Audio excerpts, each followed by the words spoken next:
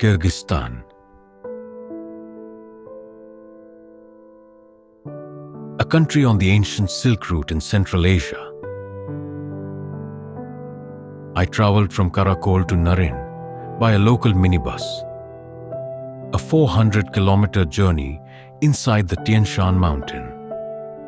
I wanted to explore the ancient Silk Road sites in Kyrgyzstan.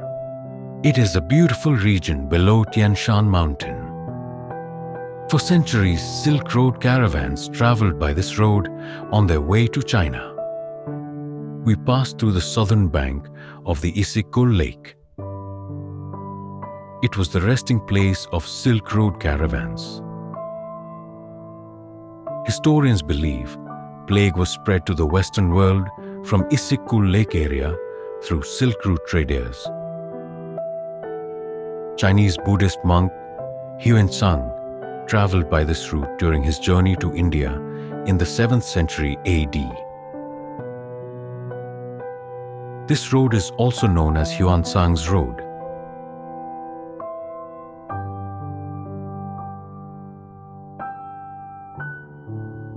This area was under Qing dynasty of China and later ceded to Russia.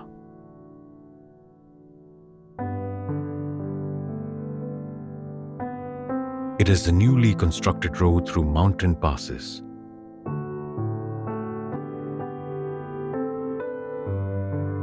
This is a cemetery of Kyrgyz people.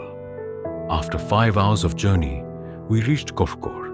It was a stopover and transshipment base for Silk Road traders on their way to China. Today, it is a marketplace for the whole region. Horse milk yogurt named kumiz and cheese ball named kurut are very popular to Kyrgyz people.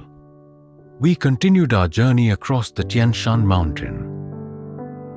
It is a dry, cold, desert landscape.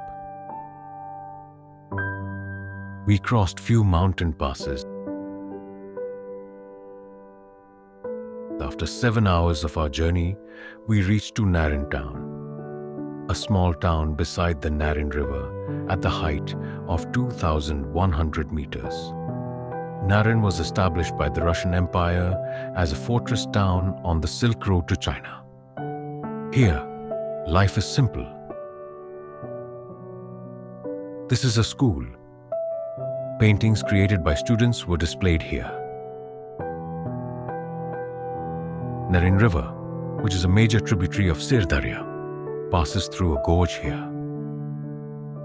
Next day morning, I traveled towards China border. Not only the climate, but also the landscape is very harsh here. My aim was to visit a medieval settlement on the Silk Road named Koshoy Korgon and a Caravan Sarai named Tash Rabat. The road passes through a beautiful valley surrounded by snowy peaks. For centuries, Silk Road caravans crossed this valley before entering the formidable Taklamakan Desert. After 1 hour of journey, I reached Karasu village. It is a beautiful valley. Beside Karasu village is the ruins of a medieval fortified town named Koshoy Korgon. At the height of 2,500 meters, it was a thriving settlement on the Silk Road. History says it was established by the legendary hero named Manas during the 7th century. He built a mausoleum for his friend warrior named Koshoy here. This fortress was also protecting this land from Chinese invaders. Most probably it was destroyed by Mongol invaders. Archaeological findings are displayed in the museum here. It contains many artifacts, including some petroglyphs.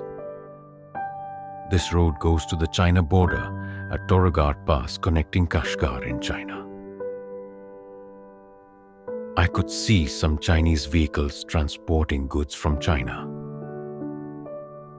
We left the asphalt road and entered into the old mountain road, traveled by the Silk Road caravans. This is the original road crossing the Tian Shan mountain and entered into the Tarim basin of Taklamakan Desert.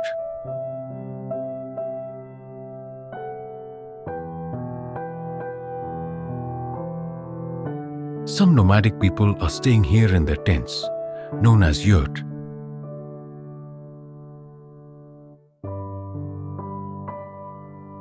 They bring their cattle in this high mountain for grazing during summer season.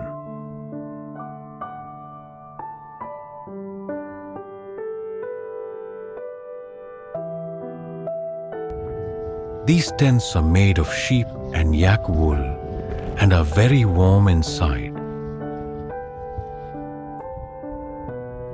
At the height of 3,200 meters, beside Tash Rabat River, this structure was a well-preserved legendary Caravan Sarai for Silk Road caravans.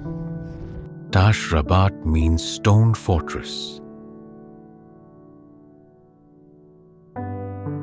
Historian says it was a Buddhist monastery since 10th century AD.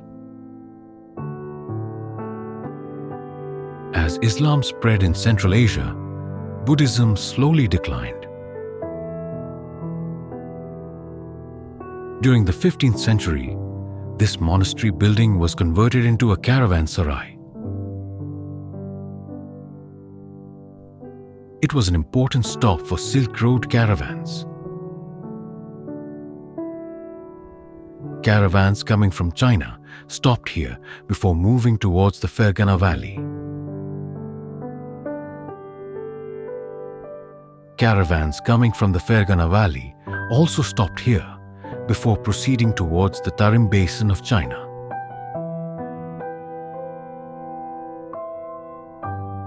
It was a safe and secure place for the Silk Road merchants.